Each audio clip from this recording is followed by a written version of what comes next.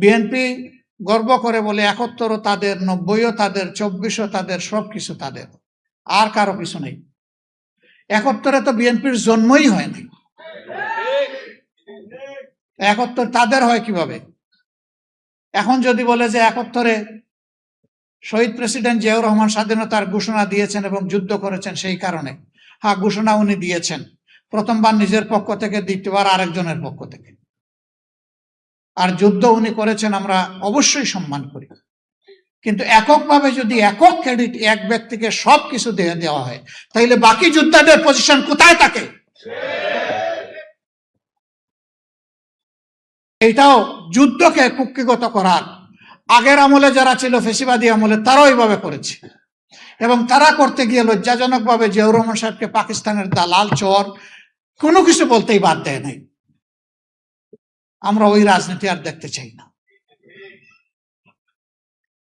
আপনারা সাক্ষী, এই জুলাই যুদ্ধের পরে অনেকে কার কত সদস্য দলীয় শহীদ হয়েছে তার ভাগ বাটোয়ারা করেছেন। আমরা সেদিন প্রতিবাদ করে বলেছিলাম, আমরা এটা নিন্দা জানাই। শহীদরা কোনো দলের প্রপার্টি নয়,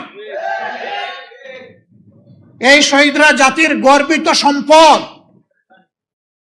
আমরা দলীয় ভিত্তিতে কোনো ভাগ বাটোয়ারা করতে চাই না। চেষ্টা করেছি আমাদের অবস্থান থেকে শহীদ পরিবারগুলোর কাছে যাওয়ার, কিন্তু এটা দাবি করতে পারি না যে আমাদের কাছে তাদের যে হক ছিল সব আমরা আদায় করে ফেলেছি। এটা কখনো দাবি করব না।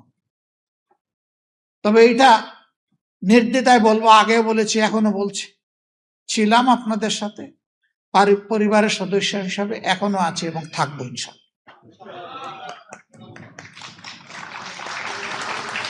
প্রিয় জুলাই যোদ্ধাবৃন্দ, আহত, এর পরের শব্দটা বলতে আমার কলিজায় লাগে, পঙ্গু শব্দটা বলতে। আমি ৭ তারিখ ঢাকা মেডিকেল কলেজে গিয়েছিলাম আহত ভাই বোনদের দেখতে।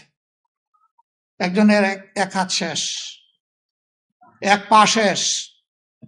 আমি তাকে বললাম, তোমার সম্পদ দিয়ে দিছো, জাতির প্রয়োজনে আগামীতে তো আর তুমি কিছু করতে পারবে না। বলে, কেন পারবো না?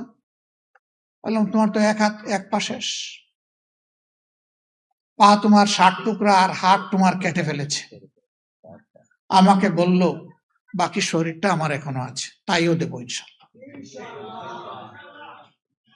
আপনার স্বপ্নগুলো আকাশ ছুবে প্রবাসীর হেলিকপ্টারের মাধ্যমে। বিয়ে, জন্মদিন অথবা যে কোনো বিশেষ প্রয়োজনে হেলিকপ্টার ভাড়া করতে যোগাযোগ করুন স্ক্রিনে দেয়া নাম্বারে। প্রবাসীর হেলিকপ্টার, নিরাপদ ও সাশ্রয়ী বাহনের বিশ্বস্ত নাম।